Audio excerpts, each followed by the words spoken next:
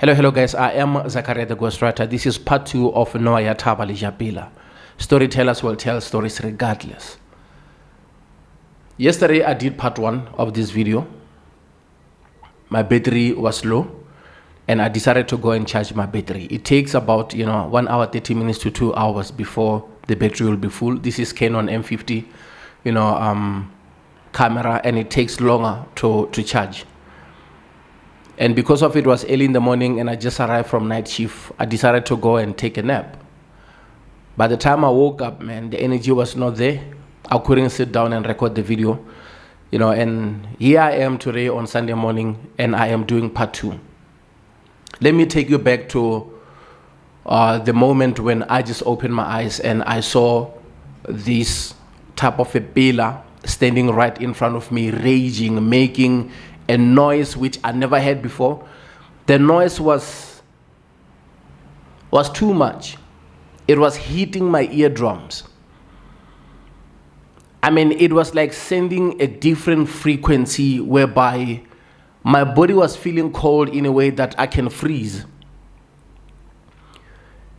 And that noise was so loud in a way that you could just put your hands and cover your ears so that you can, try to avoid that noise. I looked into its mouth. It has teeth which were like this. There were exactly 2 teeth in front which were like this. And it was just raging, man. There was so much anger from that thing. I can say it's Pela because I didn't see what was happening behind it. All I can see is the face, and the scream or that noise that it was making was very destructive in a way that you cannot actually pay attention to the entire thing. But it looked exactly like this. And when I was covered with so much fear, there was this thing in me, like you see when people are about to burp, like there was this thing which was in me, like maybe that can erupt like a volcano or something that wanted to desperately come out. So when I was saying that word back, like trying to fight back, that was actually enough. And that thing just disappeared.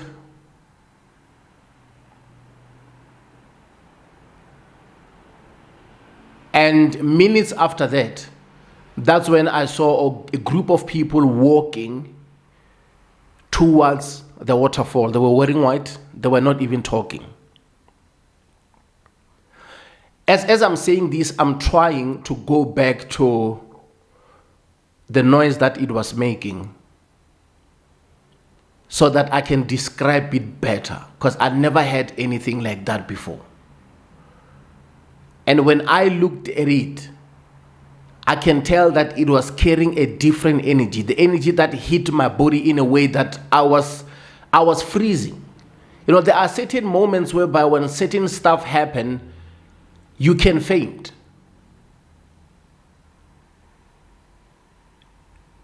And that it might explain why certain people go to these places and they don't make it, because of they don't even have a chance to fight back, simply because of the fear will take over and they just faint.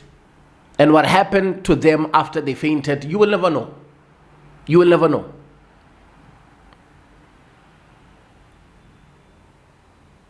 And obviously I understand that might not be Pela, that might be, Thaba, that might be the landlord appearing to me with a different image. But the noise was unbearable. And the thought of retaliating, showing like I can fight back, because when I see it, I see Pela and the Pela is raging, and I'm like, I need to give myself a chance if I have to survive. Because of running is not an option. Once you try to run from up there, then you fall. It's something else.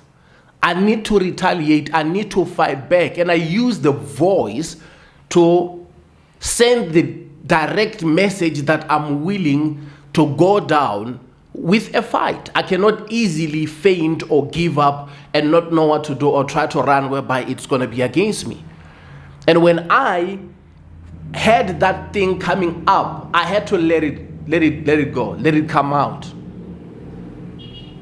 I can't even say it's roaring like an animal, but it's just a commanding type of a vibe, that voice that came within, whereby I gave my all, whereby, I had to retaliate with it. And obviously, I am moving step forward, like I am willing to engage, Pela. Because in my eyes, I'm like, it's Pela. But later on, I realized that that wasn't just an ordinary Pela. Because Pela doesn't challenge people just like that. It's something else. I cannot describe it, but I'm just saying, it looked exactly like this one, right? And even after I left there, because after that, few minutes later, that's when I saw those people, passing by, going to the waterfall. And it felt like Pela was waking me up so that I can see what was going on around me, so that I can be aware of what was going on, right? That's the message I got immediately. And I was like saying, I don't have to stick around here, because of sometimes you get a warning and you don't pay attention to the warning, you just ignore it. What will come next might not even be something that you can handle. Because the fear that I got from that, it was too much. I was like, if something comes with a different image, I am not going to survive. I knew it. And even when you are there on the mountains, rivers, and caves, we are brave. And fear sometimes drives us to be who we are, whereby we can survive the entire night. Because someone was like asking me a question the other day. You guys, are you not fear? We get driven by fear. And fear sometimes will make you think outside the box and survive. I left and I went to that side of the cave, and I started hearing this sound which felt like a giant walking, and I can feel the vibration on the mountain. Like I said on the first video, if it's not a giant walking, it felt like something inside the cave where I was. It felt like underneath there is a cave somewhere which is bigger, and it felt like something is moving and is hitting this side, going and hitting this side, going and hitting this side. Because that movement, you can, once it hit the wall, you hear that vibration of the mountain when it's like shaking. And I knew that this is not a favorable night for me. It's not going to end well. I need to move from where I was, at least go closer to Makopano Amanyane. That's where I found those two guys. I greeted them, and I just told them that, guys, it's bad today. It's bad. Today, it's bad. Bakhalabe wim. And they understood. Wim bakhalabe. I was that side, and I couldn't even stay there for long. I had to come this side. And they were like, as you see us preparing, we cannot spend the night. We are also going. They asked me, where do I stay? I told them I stay this side of, Rosebank. And they were going to that side of Soweto. They said, man, we will drop you around Johannesburg, and you will take it from there. We didn't even speak much. That was it. The other guy was doing the Gapa thing, and when he's done, we had to go. Those guys were not wanting to reveal a lot because it was a bit silent in the car, and they just see me, they don't know me, and they saw what they saw also at the mountain, and that's what makes them feel like they should also go. They cannot spend the night there, right? So they dropped me to this other place in Johannesburg, and they just told me that you go straight, you use this road, you go straight, it will take you exactly to Park Station, it will take you exactly to that side of MTN taxi rank. You will get taxis there to this side of Rosebank, because obviously at Shell Garage, even if it's midnight, you can still get taxis that goes to Rambek. And obviously when they drop me here to Kaya FM, I can easily walk to this side. So when they dropped me there, they were driving to that side of Soweto, And I saw that Joburg at night, it's a different city, it's a different beast. That up and down of people who are going in and out, doing shopping, it's not there. It's like purge. The streets are ruled by these guys who are sleeping, who are homeless. They are the kings of the street now. They are ruling. The security officers, they don't even care who you are. All they have to do is to protect the premise. They get paid for that. Whatever happens on the street is none of their business. The presence of the police is not even there. You feel like the police were supposed to be there so that they can protect you, right? Let me lift up the chair. So when I was walking, I saw a group of people from far. And they started whistling. By the time it would like deflate. And I knew that I'm done. Because I'm the only person who's walking in the middle of the road, carrying a bag in the early morning hours. Early in the morning. And technically or obviously I become a target. They know that I have a cell phone, or I have money, or they can get stuff that I have in the bag whereby they can go and sell them. It was bad, but thank God, once they started whistling, everyone who is sleeping on the cupboard or maybe, those markets where people are selling, everybody started coming out because they want to see what excites people from far, whereby they know exactly that I'm the target and I have absolutely nowhere to go. Those guys will hunt me until they find me. There came this other guy who was shorter than me, young. But guys who are at the street, they smoke stuff that they smoke, right? So he appeared from this side. He greeted me walking behind me to be on this other side. My back was this side, right? And I knew exactly that if this young man does something, I am doomed. There is absolutely nothing I can do. I'm a right-hand guy. And if he does something and the back is this side, I cannot even defend myself well with the left hand.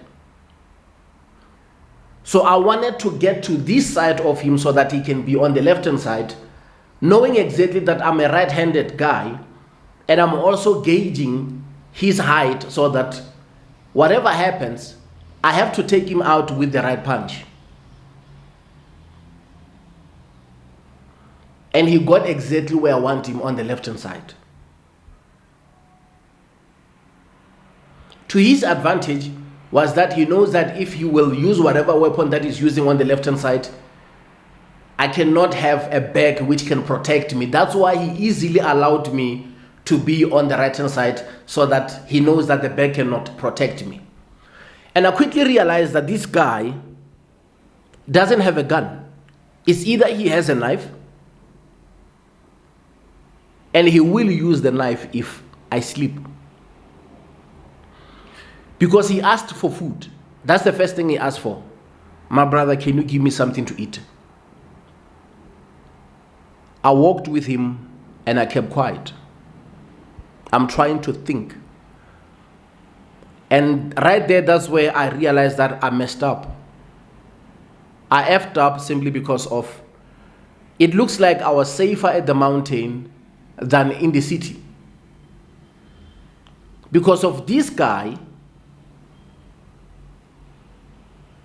he is here for whatever that he needs, and there is absolutely no way I can survive him. Even if I survive this guy, those group of people, they're going to do some harmful things to me. And I realized that once I opened the bag to give this guy bread, I have bread in my bag, but once I open the bag to give this guy bread, he's going to use a knife. He will just drive that knife, and I am not going to survive. Once I bend down, try to unzip the bag, that's exactly where he needs me, because he will be taller than me and he can easily do what he likes.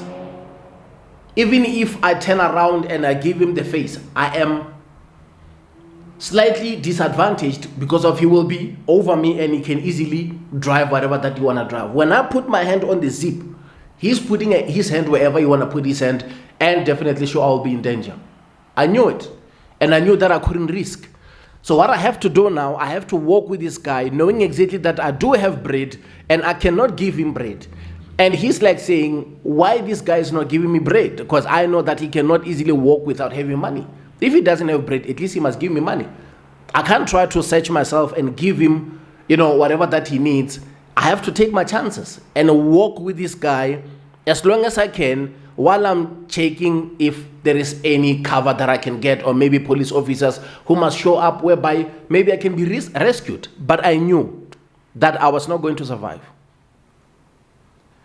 And he said to me, let's not walk straight because of those guys are waiting for you. I said, I know. He said, follow me. Now I follow this guy. He is taking me through those corners in Joburg. I didn't know that we are heading towards Park Station. But once I was following him, I knew that he is my only option. Yes, I know he's going to take me out, but I have to make sure that I don't stay far from him in case he has a gun. The distance between me and him must be very short so that he cannot use a gun. The only thing that he can use is a knife. But a knife is going to be a 50-50. I can stand a chance to fight against this guy.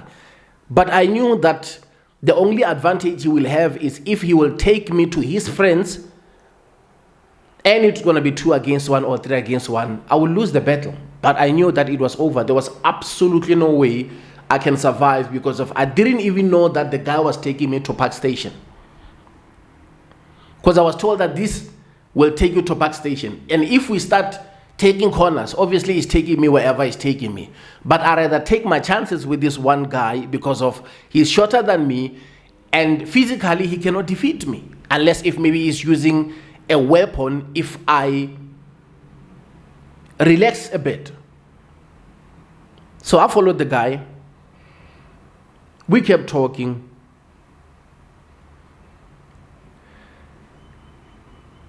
Oh. That guy started telling me stuff, Sometimes when they say Mangelo ya re sireletsa, it's some of the things you're going to see them happening. That it's just by the grace of God that we do survive some of the stuff. He started telling me who he is.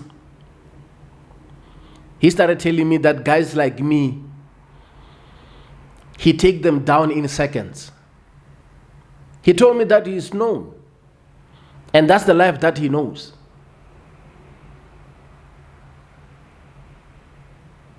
And he told me that he's using a knife. He doesn't use a gun.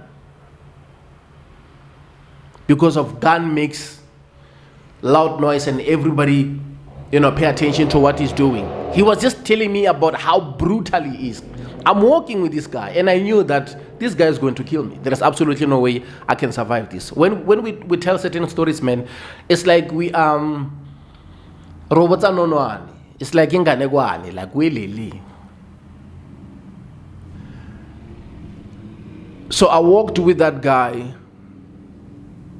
and even when he showed me that the train station is there, that's where the Park Station is. Because he started telling me that if you're with me, you're safe. No one will attack you if they see me walking with you, because they know what I'm capable of doing. But all he was asking me to do for him, it was to give him bread so that he can eat. I had bread and I was feeling guilty because I was not giving him bread and I was not going to use that bread for a night. But I was afraid of opening the bag because of this guy will stab me. And when we arrived at Park Station, he didn't want to get closer to the security officers. He just stood there. He said, you go to those people will help you.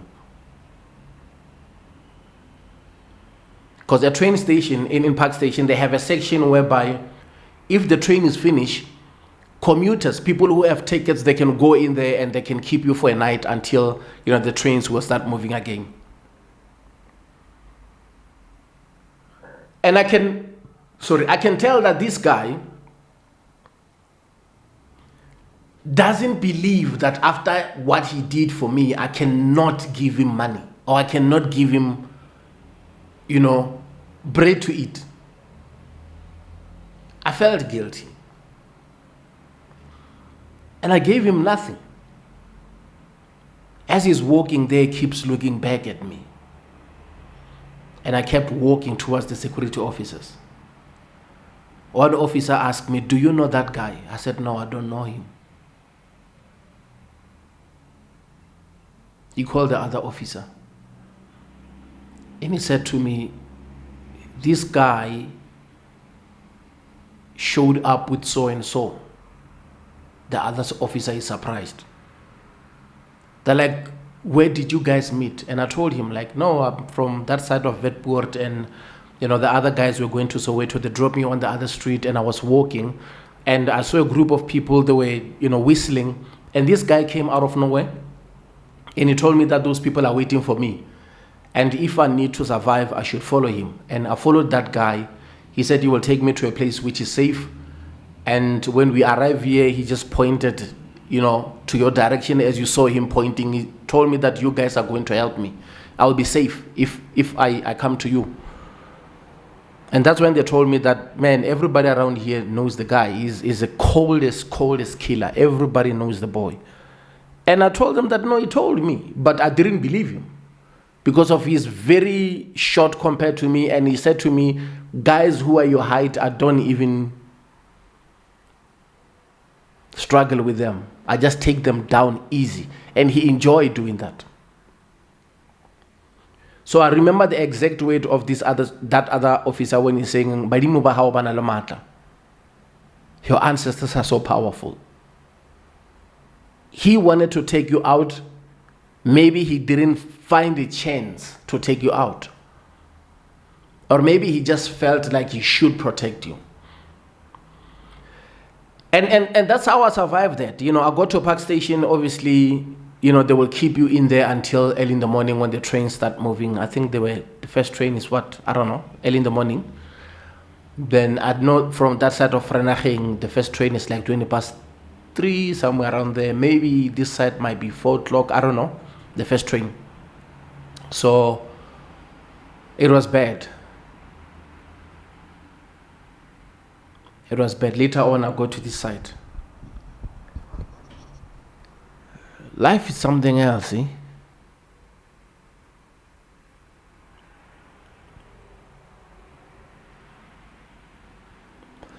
Life is something else. So, I was not staying in Tembisa. I think I was staying this side. But anyway, yeah, man. So when we go to these places, guys, we pray first, we take our time, we abstain, and till this day I cannot even explain exactly what was going on there. I cannot even explain, and I cannot get the direct message why that thing was just raging that bad. And I can't even describe the noise that it was making. It goes direct, deep in the ears. It's like, you see when something is ringing in your ears and irritating in a way that you're just losing it. That's how I was feeling that time. And I was, covered with so much fear. I mean, I've been in situations whereby, I go in and out, and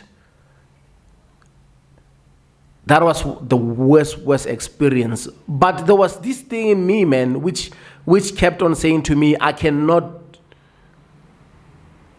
be chased away by Pela, But it wasn't an ordinary Pela, because ever since that day, I've never seen. And normally you will see the Pela going and walk in groups. You don't see the individual Pela going around and challenging you. It has never happened.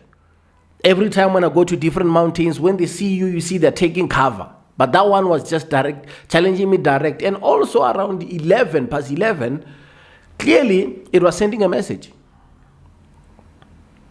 But here I am, I'm still alive. And those are the things that we come across. And I know that we do have a lot of people who are still going to go this route. It's not easy. It's not a child's play. You know, some days you might be at the mountain and the situation won't favor you so that you can camp there for the whole night. You just have to know that. And adapt. Don't try to be hard-headed when you see that it's not going to happen for me. You know, things will go sideways. Make sure that you listen to your body, and if you feel like, you know, whatever which is happening is above you, it's above you. And I'm saying this, and these type of videos are not for everybody. Few people will get the message that they want to get. Obviously, others will start asking too many questions. Who is sending you to go to mountains, rivers, and caves? Hey, you're putting your lives in danger. Wait until it's your time to dance, you know. So this is a journey, and it's always nicer for someone who is living luxury, who doesn't even have, you know, anything that pushed them to go to mountains, rivers, and caves and sit down and say stuff that they want to say. But that's the kind of journey that we all deal with, and you know, by the grace of God, we can tell stories, man. And it's a lifetime thing. It's not a thing that you go to one mountain and you come back, you tell stories, and it's over. No. We're still going to face a lot. We might survive next time. We might not survive next time, but it's a part of the journey. You know, when you are going out there, it's like when you're a soldier going to war, you know that you might not come back. But we pray for the best. You know, hope that the worst won't happen. And I appreciate you guys showing me love and support. So I saw this video and I saw a lot of people talking about Lejapela. And obviously I was tagged. And I always felt like I can share this story. And I think I've shared the story, but it was the audio. I was not showing my face. But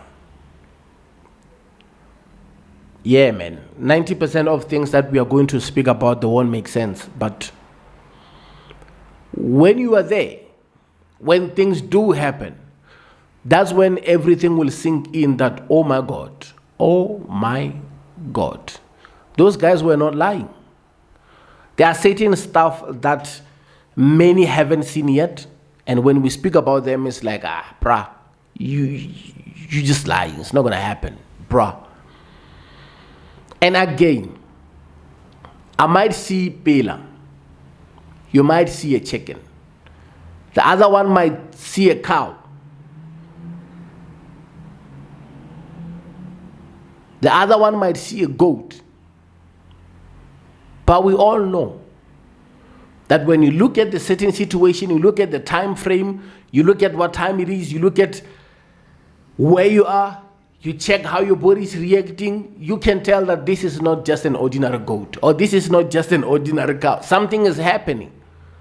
It's like those who will tell you that somewhere, somehow, Kubudi being, you know, midnight, they will just see a cow inside the water. You know that the cow has absolutely no business being in Kubudi being during that hour. The cow was supposed to be somewhere far away. You know, you can tell that that's not just an ordinary. So these are the things that you come across when you go to, you know, these places. But anyway, your church leader or your pastor will tell you someday if he will be honest. Thank you.